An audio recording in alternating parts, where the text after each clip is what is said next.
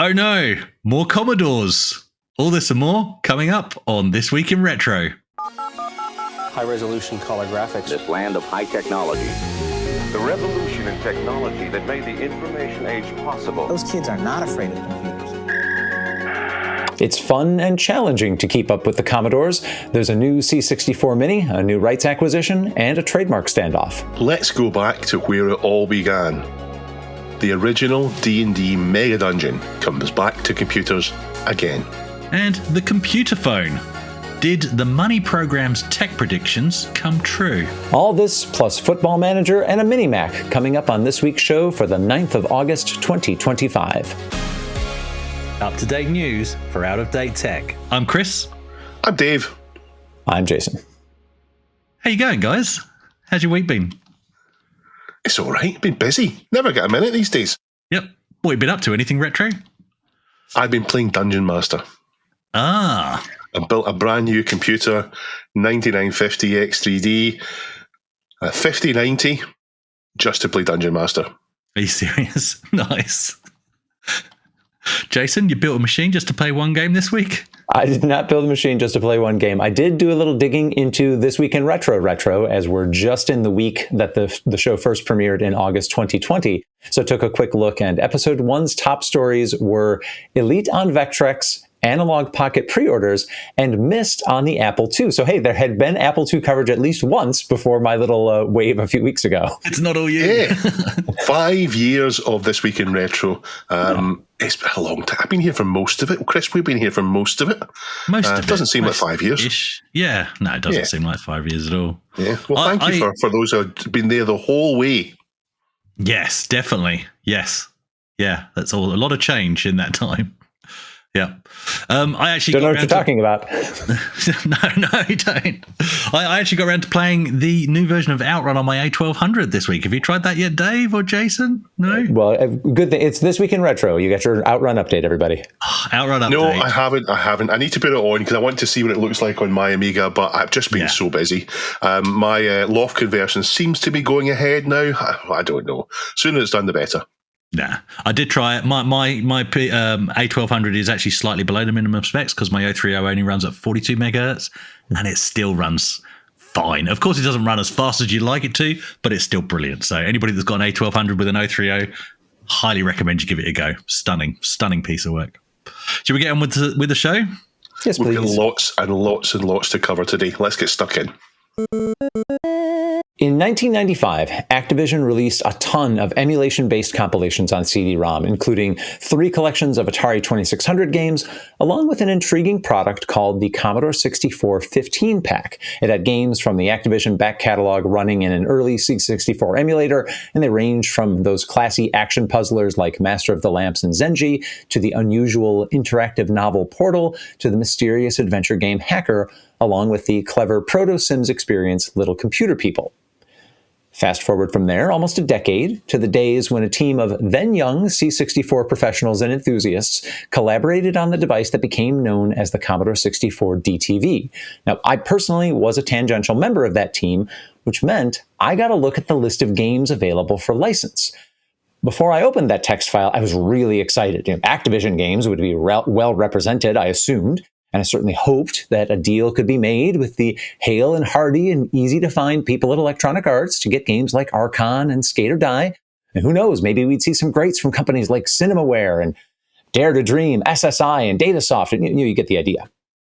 And then I opened that list, and I groaned.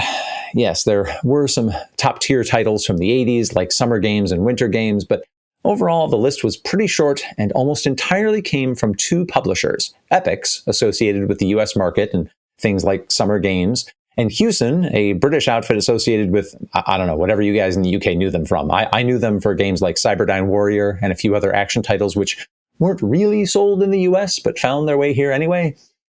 Now fast forward another nearly 15 years from then to the release of Retro Games Limited V664 Mini in 2018. That was a much more modern expression of the same direct-to-TV concept of that original device with a much snazzier user interface.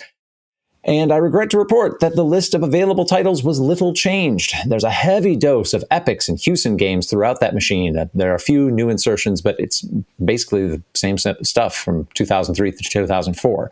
So before I get much deeper in this, Chris and Dave, check me on this. Like, you guys are interested in these devices, but you're not lifelong C64 guys like me. So did you notice the narrow and repetitive diet of games, or is me saying this the first time you're hearing it? No, I've noticed it. I understand Retro Games Limited own the rights to games, or if they don't, the same people in a different company, or some of the people in some different companies own rights to quite a lot of particularly UK catalogues of games. So they will, of course, pick from those where they can and then make deals with other people on other banks of games.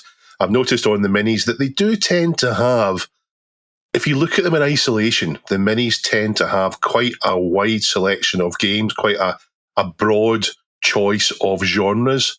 But I think if you start to look at them all together, you start to say, oh, hang on, they're definitely picking from the same places.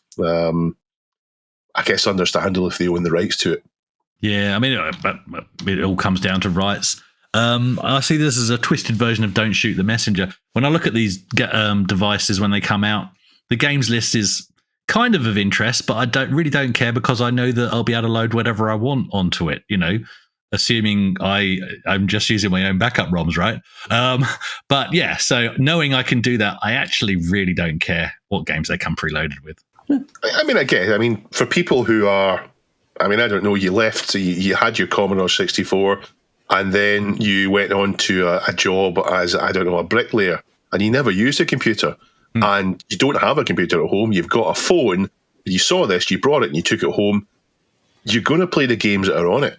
Loading other loading other games onto it might be beyond you, or might you say, I can't be bothered looking into that. So I guess the games matter for the broad market, but not necessarily for us, who a USB stick with games on it is no challenge.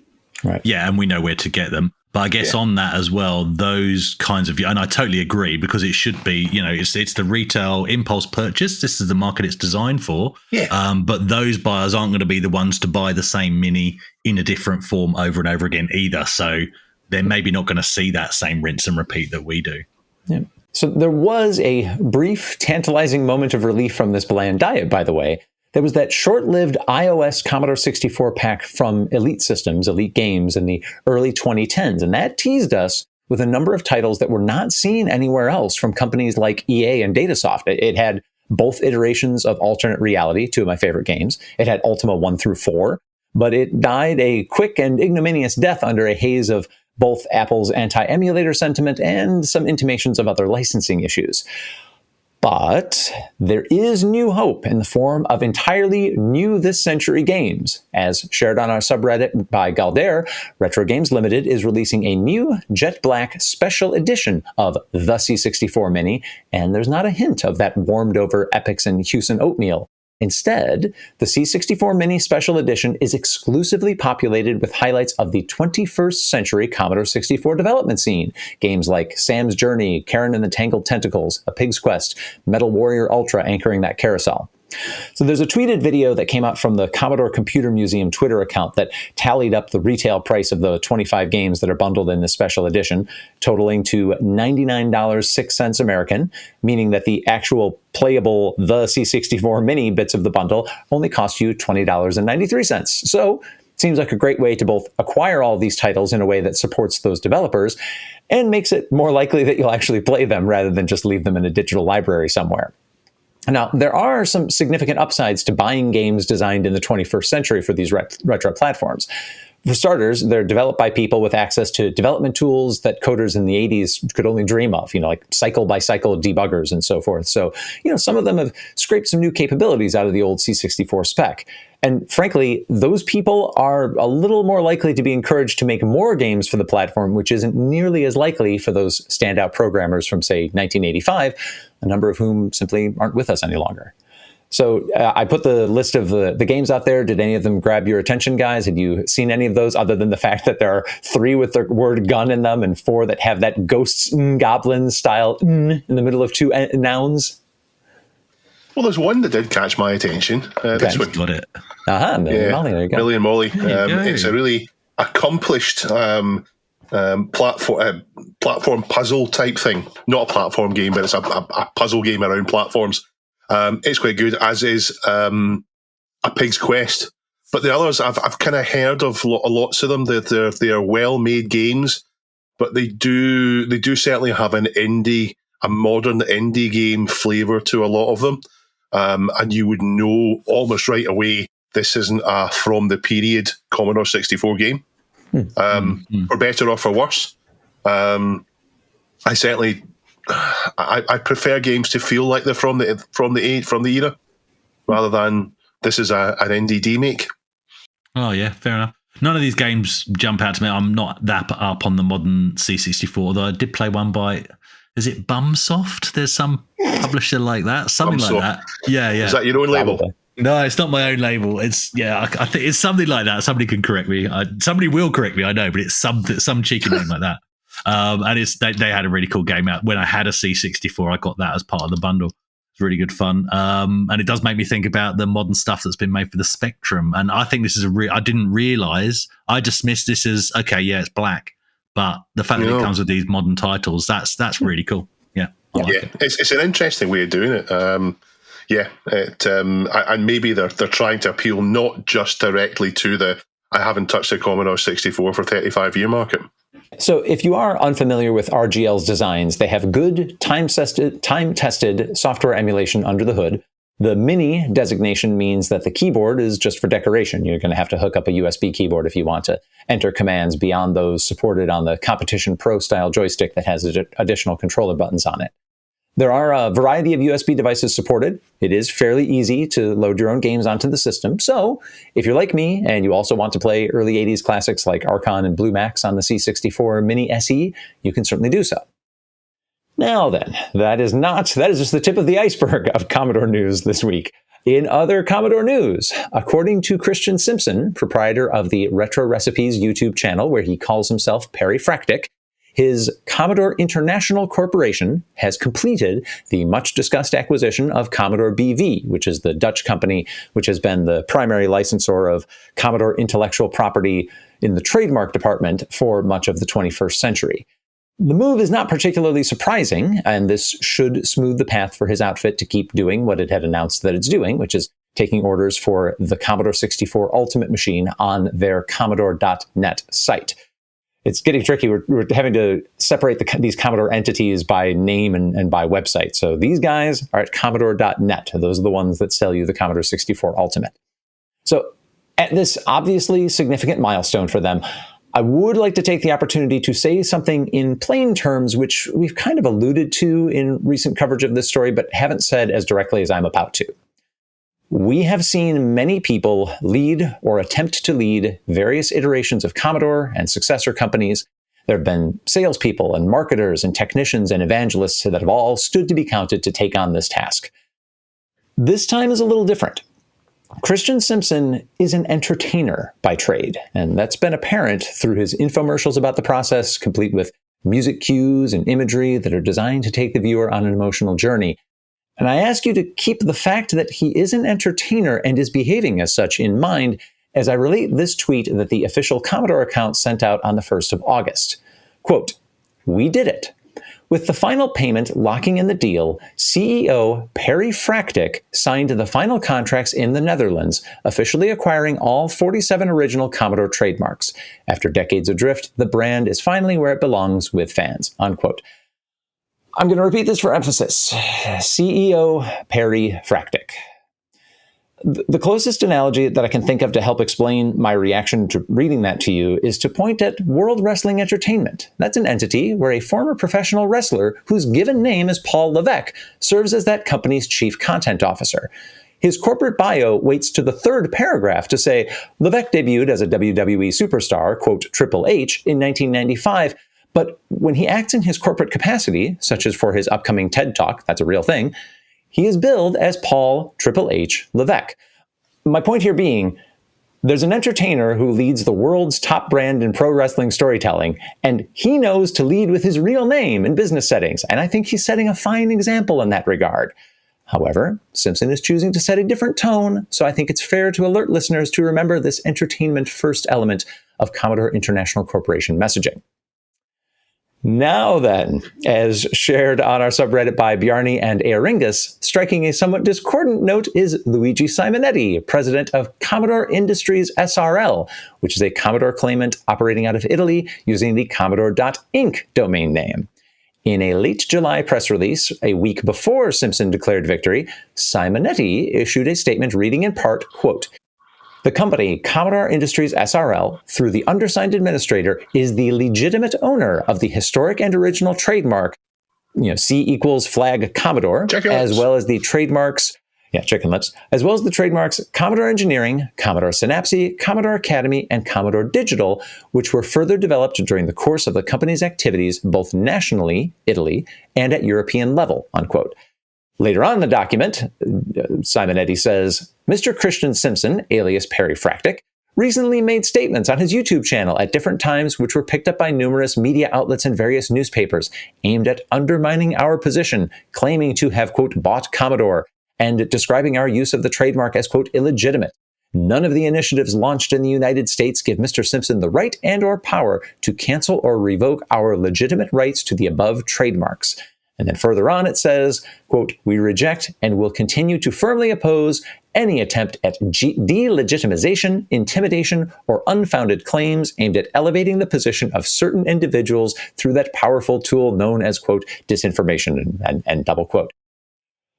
Our own Dave did reach out to Commodore International Corporation for a response, and he got a nice personalized email amounting to no comment back. But seemingly by way of public reply, the FAQ on that entity's Commodore.net page now includes this line, quote, "And yes, you may see others using a Commodore name or that logo. There's always been passion and fandom around this brand, but there's only one official Commodore powered by all 47 original trademarks, the oldest of which dates back to 1983, end quote.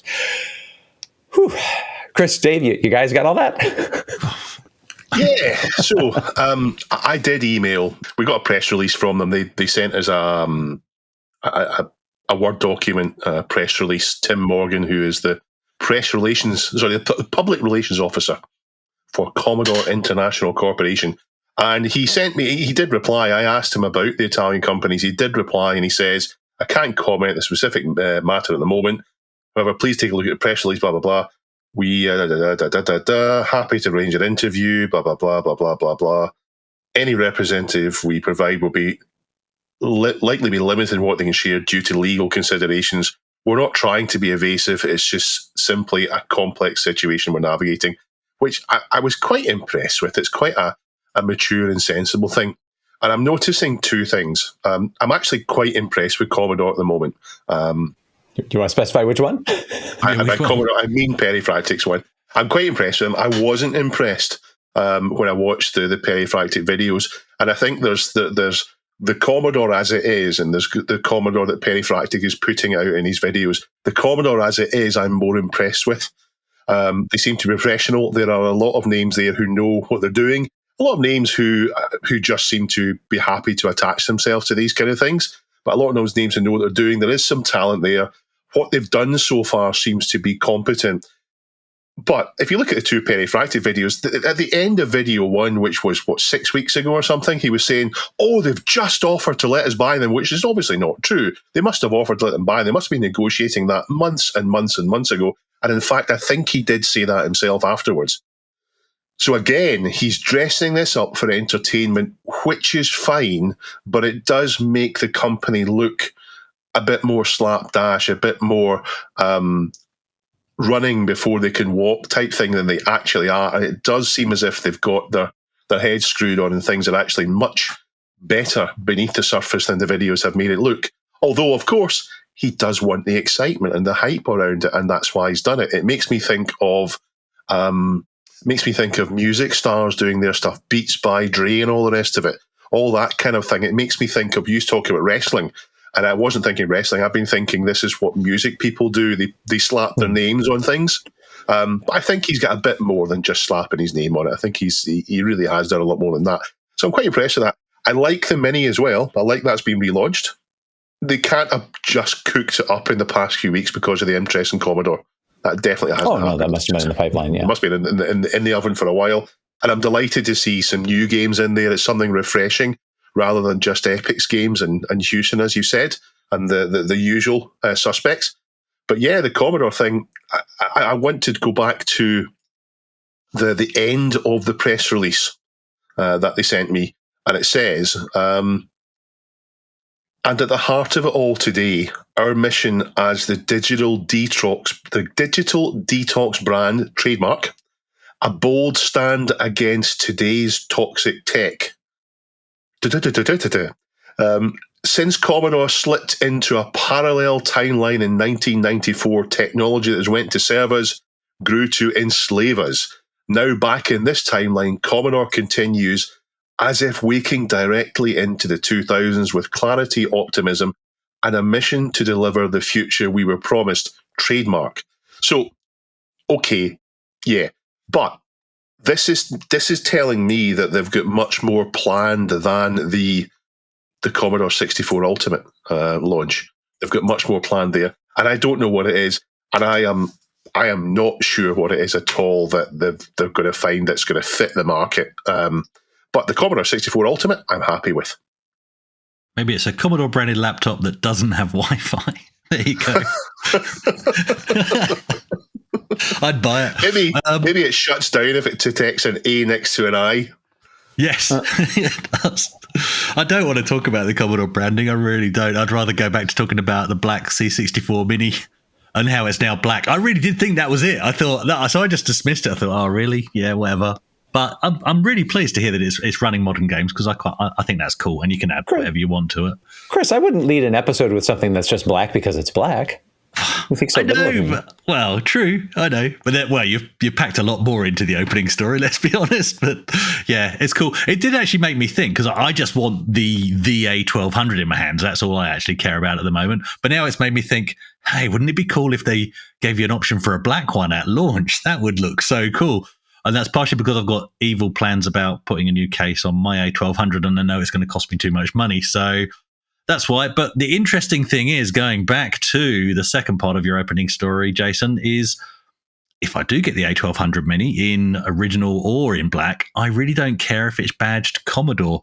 And I doubt it will be. And part of me hopes it isn't. I just don't care. And that's not to put a downer on what Christian Simpson and the others are trying to do and trying to achieve with the new branding. It's just that it doesn't affect what I want at all. It doesn't affect my life at all. What if it said Amiga?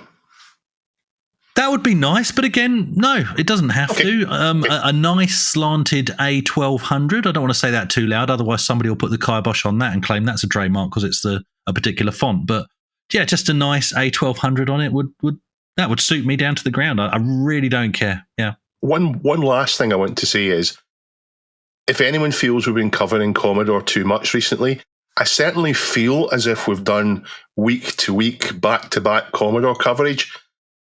But that's what the news is, and that's what people are interested in, and that's what we have to do. We have to cover what's there. And I hope that Commodore things calm down so we can look at other things. But yeah, we've covered it because we had to. Or it could be amazing. We could keep getting new Commodore machines every week. That would be good news as well. This week. Yeah, this really is a lot of Commodore news, but I mean, overall, it's good news. Simpson's Commodore International Corporation says it's achieved its intellectual property goals. That should mean that the next things we need to care about from them are fulfilling those orders that they've been taking for the Commodore 64 Ultimate. Retro Games Limited has a strong track record of delivering on their announcements. So again, all people need to do is vote with their wallets as they see fit. We are sponsored this week by Pixel Addict Magazine. You'll find them, of course, at addict.media. You won't find new issues right now, but what you will find is a lot of merch. Have you ever gone in for any of the merch? I'm seeing pins, I'm seeing hoodies, magazine binders. That's always a fun throwback. Binders. You need to have binders. Once you reach 12, you put them in a binder and they go on the shelf. And that is absolute peak for magazines, is get them in a binder. I have the first of 12 Amiga Addicts in a binder, for example. Yeah, there's no new issue out yet. It's issue 29. It's still the one with the tapes and the discs on the front and the Competition Pro. An exclusive documentary preview, Commodore 64 Classic Game Insights Volume 1, which I believe is the best of epics in Houston. Is it? Probably. You can get the rights to discuss them. Thank you for sponsoring us, Pixel. Thank you for sponsoring us, Pixel Addict Magazine. Absolutely. 1979 saw the release of maybe the most important Dungeons and Dragons module. A module in D&D, and we're of course talking about the pen and paper, the tabletop game, is more commonly known as an adventure. So the module was the physical publication of an adventure for the dungeon master to use for his players. D&D module T1, the Village of Homlet, no Neil, not an omelette, there's no eggs here, was the first iteration of the first mega dungeon in D&D. It's actually one of the first modules too, something around the 10th ever published. I couldn't get a publication order in terms of months, just in years. So I could be corrected there. These days, though, D&D is most often set in the Forgotten Realms. In fact, that's where the fantastically successful Baldur's Gate 3, which just celebrated its second birthday and is still selling loads, is set. It's where most of the Gold Box games are set too, as well as Neverwinter Nights and the Eye of the Beholder series, etc. Greyhawk, on the other hand, is where I'm more at home. Forgotten Realms is a different world, and it's never felt quite as realistic as Greyhawk did. Forgotten Realms has a lot more magic and so on going on. It's a bit more Marvel, but that just could be nostalgia speaking. Greyhawk wasn't quite the first campaign setting for D&D, but it was the one that closely followed the development of the system, and the adventures released in the late 70s were what became the Greyhawk campaign, released in 1980. Greyhawk, though, sadly slid away, it more or less gone by the middle of the 90s, and in fact, some of the things from it have been transposed into Forgotten Realms. And that was why in 2003, when the game Temple of Elemental Evil was released, I rushed to buy it. TSR had expanded the original module Village of Homlet into the mega dungeon Temple of Elemental Evil, the first mega dungeon in D&D. It's been called the grandfather of dungeon crawls, and I think it influenced all big adventures that came after, including on our computers. In 2003, Greyhawk was already old hat. Forgotten Realms had firmly established itself as the setting for computer role-playing games, but Troika Games did it anyway, and they produced something very similar to appearance to BioWare's Baldur's Gate series, which used the Infinity engine. It's an isometric view, a party exploring, first of all, a town, and then a dungeon and other related areas.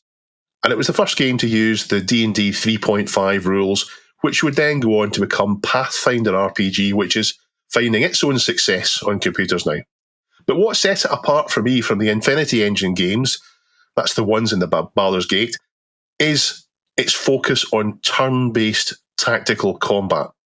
The Baldur's Gate 1 and 2 did function that way, but it was meant to be real-time, and it always felt as if you weren't quite doing it right if you were pausing and resuming and so on.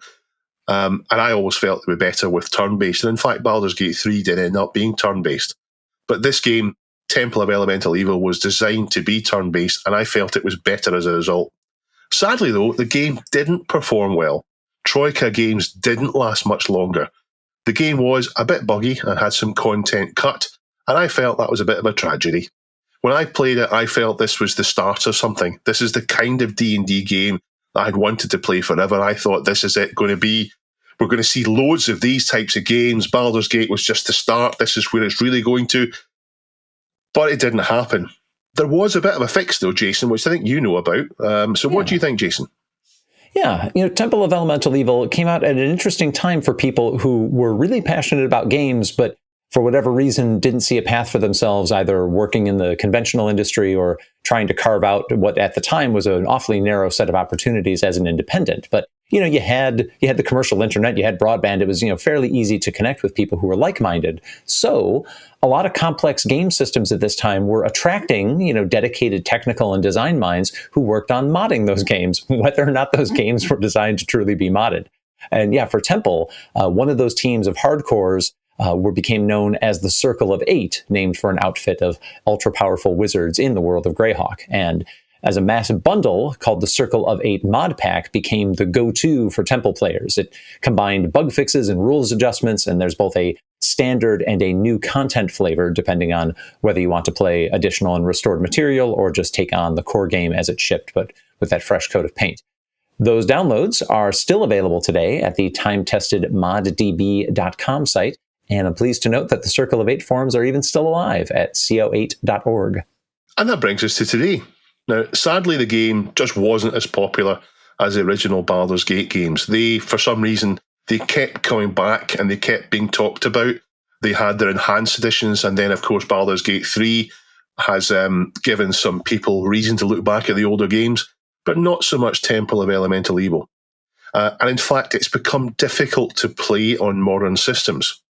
Today's submission from me, because I submitted this to the subreddit, is a video from YouTube channel Mortismal Gaming, a channel I've mentioned before, and I'm sure I will again. He is a fantastic channel. He covers mostly classic RPG games, a term which has come into parlance recently, and is for RPGs that have gone back against the gradual trend in action-based RPGs to become looter shooters. And they've gone back to their roots, and I think it's a big deal bringing back an early noughties game, that kind of period that's too new to emulate, but too old to run properly. And that's what's happening. It's coming to Steam soon, in September. And on top of that, it's building in the modding work that's already been done, or at least that's what it looks to be doing. We won't know until it comes out exactly what's in there, but it means that I'm excited to be heading back to Homelet this year. It's a long time since I've played Temple of Elemental Evil. It is an absolutely fantastic adventure. It's a fantastic game. And the Circle of Eight mods, I was tangentially involved in that. I was on the forums and so on talking about it as it was happening. I didn't do any modding myself, but I'm really excited to be going back to Homelet later this year, and I think this is a really important release. Chris, this just isn't your thing, and I don't think you're going to have anything much to say about it, but it did got me thinking about, are there any noughties games that you'd like to see come back? Yeah, you're right. This is so not in my wheelhouse. Early noughties games, it's a difficult one because lots of games, lots of franchises even from that era are still kind of current, like things like Halo, Need for Speed, GTA. Most of the ones I'm into. One franchise, and only if it was guaranteed that they do it well, if you could do such a thing, is BioShock. I absolutely loved all three games, but I wouldn't want to reboot. Absolutely not. And the problem with that is I love it just the way it is. So I also fear any kind of sequel. I think that could potentially just ruin it completely. Apparently there is a number 4 in the works, but there's no word as to how far along it is. So there is. There is. There is. Yeah, Jason you will tell you in a want me to minute. spoil this one now? Yeah, I was going to wait till I get a full head of steam. And what's the latest? Well, maybe yes, maybe no. News recently broke that BioShock 4 failed a scheduled publisher review, which led to some significant changes in project leadership, and also led to canceling the remake. So it's unclear if BioShock 4 is canceled, but they were going to do a reboot remake of the original, and that apparently has been outright canceled. So a reboot's been canceled. Well, that makes the reboot's been canceled, and 4 is now in some sort of turnaround, new leadership, et cetera, et cetera. Not looking great. Maybe. Yeah. So BioShock 4 is a maybe with some new change in direction, but the remake's out. Sounds like somebody really stuffed up. Well, I don't want to say that too loud. I don't know the ins and outs, but yeah. I mean, somebody lost their job, so yeah. That's what failing means. It means that we are very unhappy with the progress you've made, and you're sacked. Not good. Look, and I know the only thing I can think, this is how much I love BioShock. I'm really into it, and especially Infinite. Once you because it was so different to the first two, it sort of blew my mind again, if you like. So it's just kind of, it's almost like the Back to the Future trilogy. Don't touch it because it's perfect the way it is. And what it also makes me think about is, I don't know if you've seen it yet, Dave. Actually, we haven't had this conversation. I have. You have, okay. And I know this is going into films, but I was in great anticipation of 28 Years Later. It's great, wasn't it? I went to the cinema. Okay, we're going to disagree. I hated it. I absolutely hated it. I can't think of a bigger letdown in my movie-going life. And I know that's not a popular opinion because it has been very well received. I, as a fan of the original 2, hated it. I didn't feel it fit. And I thought it was shocking, and the ending is simply laughable. No spoilers. I'm not going to say anything else. That's my opinion, and I'm happy to be unpopular. So I don't want that kind of thing to happen to BioShock. The 28 years later was not really a sequel in terms of it. It was another film set in the same universe, saying, look, 28 years after the population has been wiped out, and the UK is an isolated island with nobody really living in it. This is what's sprung up to replace it. It all made sense to me. I thought it was a great sci-fi story, but I didn't like the middle film. 28 weeks or months later, what was it? 28 something later. 28 weeks later. 28 weeks. 20 weeks later. Yeah. I thought it was rotten, so I didn't enjoy that. I loved the first one. Loved the first one. Didn't like the second one. Loved the third one. But yeah, it's not a sequel as such. So maybe that's why I didn't like it. Yeah, I think so. Yeah. Temple of Elemental Evil. Remember that? No. Oh, yeah. Something about a game. Will this result in the resurgence of turn-based strategy-focused RPG games? No, it can't, because that resurgence has already happened. That may have been one of the last in 2003, but some 10 years later, things started to creep back. Pillars of Eternity and so on, and now we've got the heights of Baldur's Gate 3 and Rogue Trader and others. The genre is very much alive again. Action role-playing games have gone so far into the action space that they've left this gaping hole for classic role-playing games to come back into, and I am delighted to see them there. Will it stoke interest in Greyhawk? I don't expect so, but I'd love it if it did. I don't think people really know that it's Greyhawk and not Forgotten Realms, and I don't think it matters too much. But for me, I would love it if someone could license the Baldur's Gate 3 or Owlcat engine and we could see lots of Greyhawk adventures. I don't think it'll happen, though.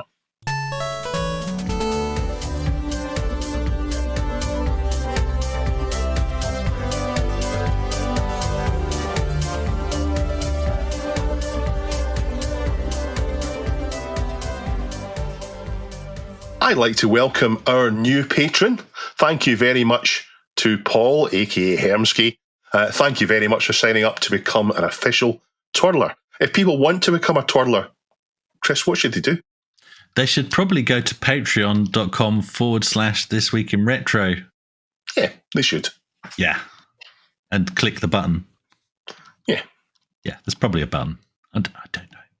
Also in housekeeping, One Up Arcade. I don't know if you remember me mentioning the big arcade in Australia with a massive collection that was going to have to close down. Well, thankfully, they've reopened in a new location. I had seen the news, but also thank you to Supreme Turnip for posting it on the subreddit as well. This is awesome news. And the new location is ground floor of Laser Force, 55 Ipswich Road, Wollongabba. Wollongabba. Yeah, that's how you say that. And it officially opened on the 1st of August. So, yeah, that's brilliant. Does that mean Laser Force? Does that mean your previous hobby might be resurrected if you go there? I can only assume that now I'm going to have to play laser tag whilst running around some pinball machines. That's how I'm picturing this place. And I'm jumping on a plane and heading over because that would be awesome. I don't think that's actually how it happens. Are you physically able to play laser tag the way you used to? Or would you be huffing and puffing? What, you mean camping and sniping? Yeah. Oh, yeah. That's how I always played. But anyway, yeah, that's reopened. So somebody hurry up and put it on to retro.directory stat. You do it, Chris. I could do it. The owners should do it. Or maybe I'll email the owners, suggest they do it, and if they don't, I'll do it. No, you do it, and then you email the owners and say, take ownership. I could do either. You're not going to do it, are you? Well, I could do it. It's the internet. Okay, fine. That's my homework. I'll do that. There you go. If nobody else does it, which they won't, because by the time this goes to air, I'd have had a week. When this goes to air, I want everyone to go to Retro Directory, and if Chris hasn't added it, I want you to abuse him in the comments. Yeah, do that. That's the best way of doing this. What else have we got, Dave? Using briefs. Weeping Scorpion links us to an Ars Technica story celebrating 30 years of Descent. I loved Descent. It's a shooter, but it doesn't look like an FPS shooter. It doesn't look like a Doom clone. You're in a ship in Corridors, and you've got up and down movement to add into the mix, as well as fantastic music, more so in Descent 2. Chris? Do you know where I first saw Descent? It's also the first place I saw a Pentium computer. SCOM. And I feel dirty. I feel dirty saying it. SCOM. Sorry, carry on. Enough saved the Amiga, didn't they? Oh, they saved the Amiga. Definitely saved it, and then put it in the bargain bin for £50. Descent is a fantastic game. Go and read the article. Autumn Hippo links his own project. It's a CF adapter for your Amiga. You'll have seen these before, but it adds a drive clicking sound. Awesome. And it's open source. Yeah, it doesn't use a ribbon cable that goes straight onto the motherboard. Ah, cool. CF is compact flash, as Chris. Yeah, compact flash. Yeah. I've got one in, not one of these, but I've got a compact flash in my A1200. That's cool. I'm interested in that. G7 VFY linked us to an article on Apple Insider with the message, buy a 2.4-inch Macintosh before Apple stops you. It's the Pico Mac and it works. G7 VFY links us elsewhere in Reddit to the prototype Amiga demoed at CES.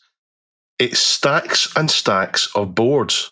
I guess this is before they consolidated the chipset into the handful of custom chips rather than several stacks of board, but it's an incredible picture. Definitely worth a look.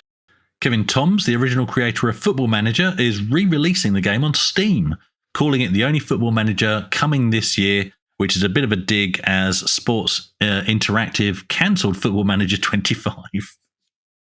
And G7 VFY is back with a video from Dr. Matt Regan, where he's working on building a Commodore 64 from scratch. No VIC-2 SID or PAL chip, only using EEPROMs, SRAM, and TTL logic. 3 trilogies of videos. He's in the middle of sprites now. It's wild trying to put these things together with discrete components. How's he going to replace the VIC-2, the SID, and the PAL? How? Just tons and tons and tons of logic. I'm not sure how this ends, other than in the kind of stacks and stacks of boards as seen, before Amiga was able to manufacture custom chips. Yeah, but work in progress continues. Loads and loads more in the subreddit. Thank you for submitting your articles for us to talk about. Reddit.com/r/thisweekinretro if you'd like to go and have a browse. I recall around the year 2000, sitting in a business class lounge, waiting to do another work trip to Belgium from the UK with my then boss, Jim. And there was a short news bit about the future of mobile phones on the telly. And I recall turning to Jim and suggesting that perhaps one day your phone could also be a GPS device. And I'm sure I remember a look of disbelief on his face and a conversation about if that would be possible at all in the future. Our phones at the time made phone calls and they sent texts and they played Snake, and that was pretty much it. FAC191 dropped a video in the subreddit from one of my favourite sources, yes, the BBC Archive.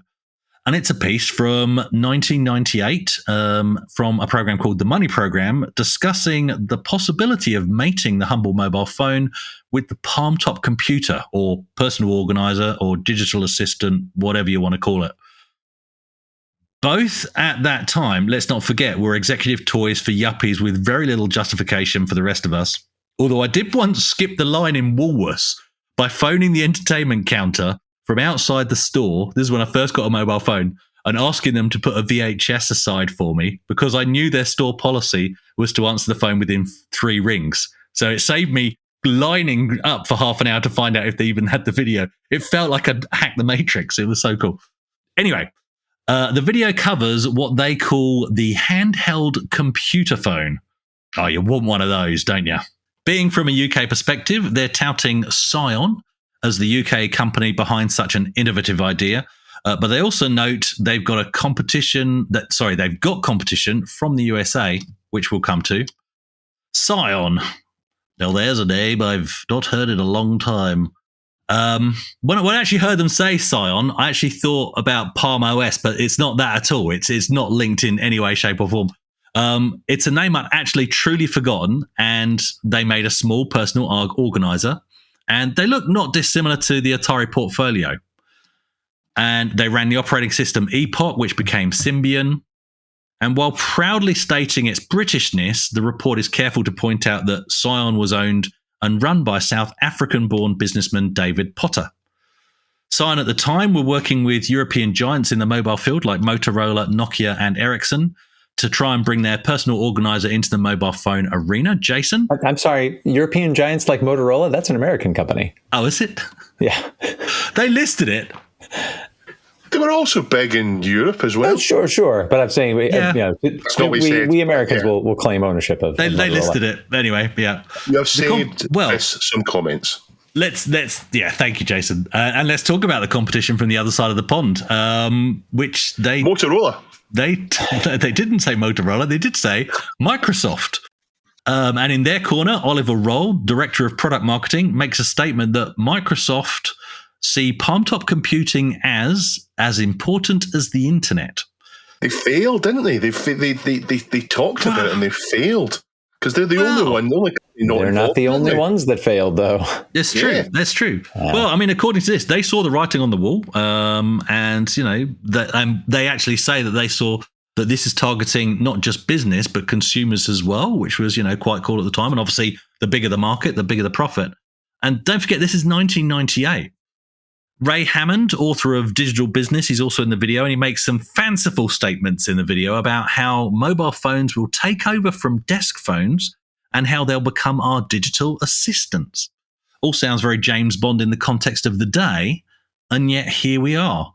Chris, when you were talking about that GPS thing, do you remember what it took to do GPS back in that day? Do you remember what the antennas looked like? Yeah, they were crazy.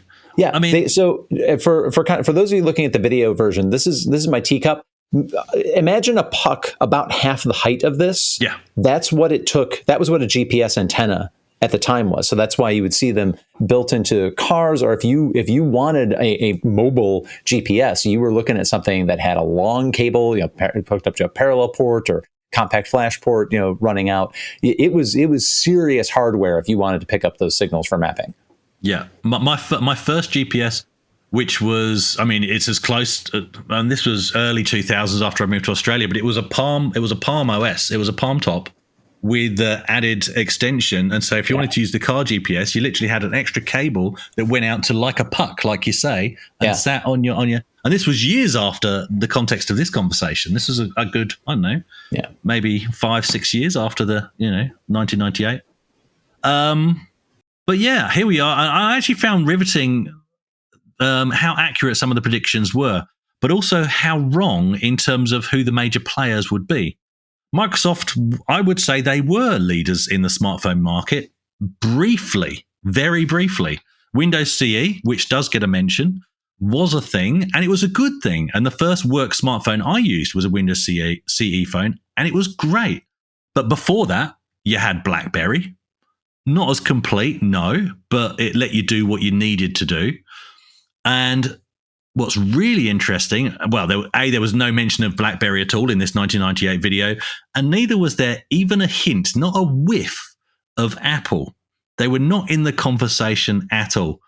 And yet in 2007, despite being a computer manufacturer that was very niche anywhere outside of the US, Apple not only entered the global phone market with a smartphone, but they made the name iPhone into an eponym, seemingly overnight. And in the media, every smartphone was an iPhone, even though it really wasn't the case. And that took years to correct. Yeah, the iPod, which was, I feel, what became the iPhone, didn't come out till 2001. So that was even a few years after this. I think in 1998, there were MP3 players around. Oh, yeah, there was definitely MP3. Yeah. They didn't have a screen like the iPhone did. But then the first iPod didn't have that screen either. Let's not forget. It was the iPod Touch. Yeah. The iPod Touch, and then the iPhone after that. Yeah. Briefly after that. And that was the big selling point. The first person that said, "Have you heard about the iPhone?" They were going, "It's literally an iPod, but there's a phone in it." Right? I remember someone. I was in the airport. I was in Newark Airport in the USA, and I was in a bar getting something to eat, waiting for a flight, and the guy next to me had an iPhone. Yeah. And I actually asked him, I said, "Is that one of those iPhone things? I'd never seen one in person." And he said, "Yeah." And he said, "You like it?" He said, "That's fantastic." He was playing with it all the time, of course, because it just is a new toy. And he offered it to me. He said, have a look at it. And I had a look at it, and it was amazing to hold this thing. that we take for granted now. But at the time, people thought they were weird, and then now everyone's got one. Absolutely everyone's got one. And it was only 2007, so we're only talking about less than 20 years. This whole revolution from no one had, apart from business people, had their BlackBerries and so on, and then geeks had their Symbian stuff. Nobody had them to the point of, everyone's got it. It's not even something to think about. You've got it. Yeah, that's right. Jason, what do you reckon? Oh, I mean, it's crazy how mundane it has become to put a supercomputer in everybody's pocket. And there's a difference between it being mundane today and saying that it was easy to get there. It was not easy to get there, but boy, does it look easy today. So yeah, always good to reflect on how we got here.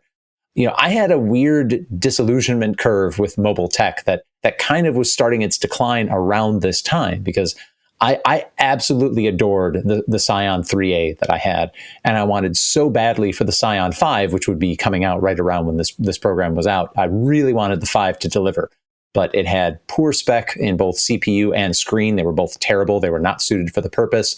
The iteration, the Scion 5 MX, corrected for those, but by then it was too late for Scion. Symbian, of course, went on to have its day in the 2000s before both Apple and Google's Android just completely, nuked it from the market in seemingly overnight. But yeah, just talking about Apple, remember, they had to go through the complete, utter face-planting failure of the Newton in the early 90s before they could come back with something much, much better. And that was down to that comfortable touch interface that wasn't terrible.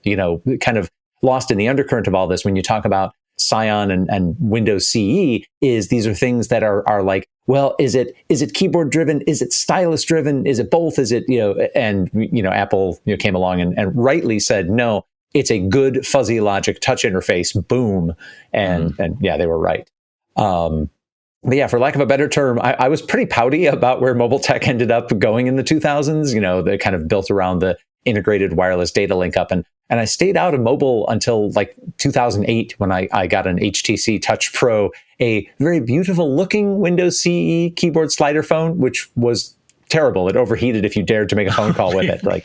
If I wanted to have a 90-minute phone call, I literally had to have the air conditioning on, rest the phone on the vent and have it plugged into the wall so that I could, stay on with enough juice and not have the machine overheat while I was charging. But yeah, another company that we really should mention being omitted from this doc, in addition to BlackBerry. Well, no, we mentioned Motorola and BlackBerry, which of course now we've lost the Canadian viewers. They can write their angry letters to the BBC, 27 years ago. But Samsung is nowhere to be found in this doc, and they've become such a dominant force in mobile computing that I bet a lot of people out there have forgotten just how laughable, and I mean laughable, the idea of Samsung becoming a major global consumer brand would have been in 1998, which just goes to show you never know who the winners are going to be. Yeah, if we want to go backwards, reverse direction there, I've just been thinking about this week and looking at a few videos, because I've just built a gaming PC. It's very high-end thing. It, of course, can do all the web stuff, but it can't do all of my web stuff. It can't do my banking utilities because investment has stopped for the websites and has gone into the apps. You need to use the app for that. You need to verify yourself on the app before you can do it. So I end up wanting to use my phone to do things, and I don't like the UI and form factor of a phone. I don't like handheld devices. So I want to be able to dock my phone and use my phone as a proper computer these days because it's plenty powerful, and it's coming. It's in beta for the Pixel at the moment. It's just about to come out. I did have it for my Samsung Dex, but the idea is I can plug it in to a dock in my kitchen on my breakfast bar and have a little portable monitor there, a keyboard and a mouse, and I can do all my stuff on this. I can watch a video, look up a recipe, put my order in for groceries, all the rest of it on my phone when it suddenly changes into being a desktop. So that, I think, is the completely other direction of this. You had your phone taken over from the desktop, and now your phone becomes the desktop. So I think that's going to happen. That's really interesting because I didn't realize that was on the horizon, because I've been thinking that way for a long time as well, for a long, long time. As in, why can't I just sit at my desk and all my desk has is a screen and a keyboard, but my phone knows I'm at my desk and I press space and now I'm logged into my phone on a bigger, more comfortable screen to do the tasks that require that. It's definitely coming because the power that's in your laptop in some cases is less than what's in your phone. Yeah. And it certainly doesn't need to be more than what's in a phone, so we end up with duplication. Yeah. Jason? Yeah, I mean, and Apple has been signaling Smiling there. that, I thought you were about to. I thought you'd noticed something we hadn't. No. I just to add to this, Apple's been signaling that iOS and macOS are definitely converging, so those experiences will be less and less different as well. And they push. No, I'm just smiling to be pleasant. Sorry. Oh, sorry. No, I thought you were about to hit us with some bit of knowledge that we'd both overlooked. Asus had a device. It was a flop, but this was years and years ago. Called was it the Pad phone? Some stupid name like that. And basically, it was a tablet. But the tablet had no brains in it. It was the phone, and you would literally slide the phone into the back of the screen. And then it would just take over. Dock it. It would dock it, and then it was a tablet with a detachable keyboard as well. So it did the laptop form factor tablet or phone. Didn't really take off, but I thought it was a great idea. It will eventually, but one of these things that they keep trying until somebody gets rich when it takes off for their iteration. Yeah. Soon as the first person to make it comfortable and work for the masses. Yeah, you're absolutely right. Well, I've certainly got my dream of having a phone with built-in GPS, that's for sure. And when I think about changing to a dumb phone, it's the GPS that's the sticking point, because I need that. What interests me about this story, though, is what the phone has become. I recently bought a new phone, a Pixel 7, because they're end of line, and hence they're dirt cheap for a fantastic phone right now. And I'm loving it. Was my primary consideration how well it worked as a phone? No. All I was interested in was the camera. I don't know what Dave's holding up. It's a Motorola GPS device. Oh, okay. There you go. And it looked like a small puck. It's a Moto tag. It's stick it in your luggage in your car. Like an AirTag.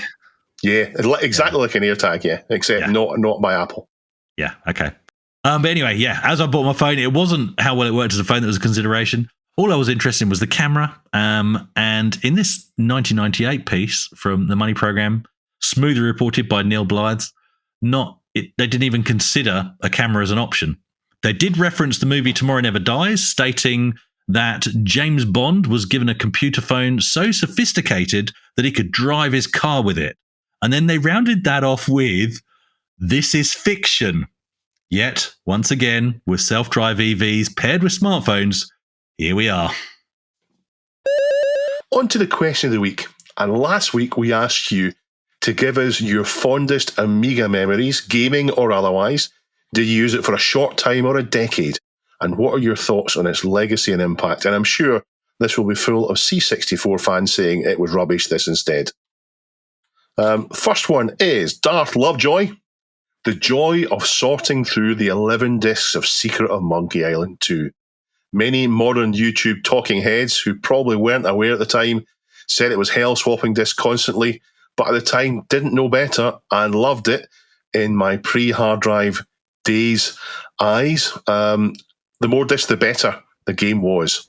I'm not sure if I agree there. I'm certainly a YouTube talking head, I guess, but Ultima 6, as Neil and I have both said for the ST and the Amiga, Ultima 6 was the kind of the disc swapping hell that we thought it's time for a hard disk. So I'd imagine 11 discs of Monkey Island 2, or even more for Beneath a Steel Sky, don't fancy it. DJ Chris Fury shared that he shares his birthday with the Amiga, being 10 years old when the 1000 was released, not owning an Amiga till 1989, which was when my mom winning a few bob down on the bingo, and she treated me to the Batman pack, which had just been released. I have fond memories of playing the title game Batman, listening to the music and speech samples that just blew me away, along with the colorful graphics, being a C64 and Spectrum user previously. Ooh, fancy. This was the upgrade that's the C64 and Spectrum is what it says here. This was the upgrade that all my friends and I enjoyed the most, spending many hours playing the extensive library of games. Goes on for a bit. Thank you for that, Chris Fury. Fantastic. And Fiskett says, I got an A1200 for Christmas in 1993. And when I went back to school in January 1994, comparing presents with friends, was asked, why didn't you get a Super NES? And my answer was, because I didn't want one. Good answer, Fiskett. Good, correct answer. There are loads of there, including Geordie Jedi with an essay on it, which is worth reading, but I'm not going to attempt to read out. Lots and lots of answers there. Obviously, the Amiga is special to lots and lots of people. Thank you for your answers. If you want to go and read the answers, where would someone go, Jason? They'd better go to reddit.com/r/thisweekinretro, and we always pin the community question of the week. On to this week's question of the week. Are you a tabletop role-playing gamer? Do you keep it retro? Greyhawk Adventures and one of the original Dungeons & Dragons rule sets? Or do you play something more modern? Give us your answers, please. Thank you for joining us this week. Thank you, Twirlers. We will join you next week, where we'll have a new Commodore for you, no doubt, if the pattern is anything to go by. Odds are good. Hopefully not, though. Hopefully not. Thank you for joining us, though, Twirlers. I'm waving. David is waving. I'm joining Chris is waving. Chris is waving. Bye. We're all diving. Bye. This Week in Retro was written and presented by Chris from 005 AGIMA, Jason from the Retro Adventurers, and Dave. It was edited by me, Duncan Styles. The podcast version of the show is available through your favourite podcast app, including Apple Podcasts and Spotify. And the video version is available on the This Week in Retro YouTube channel.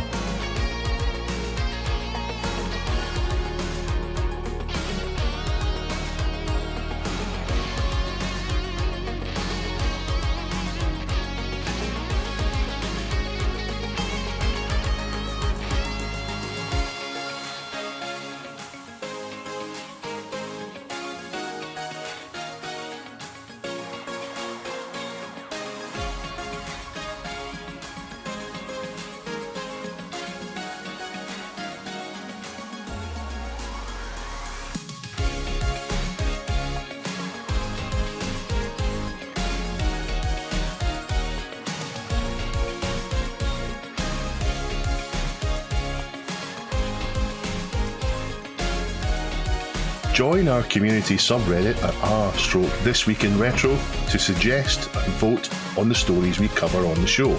If you watch This Week in Retro on YouTube, please give us a like and subscribe to help us reach new viewers. If you enjoy our show and would like to support it, then please check out the link to our Patreon page in the show notes or description. Thank you for listening, and we'll see you next time for more up-to-date news for out-of-date tech.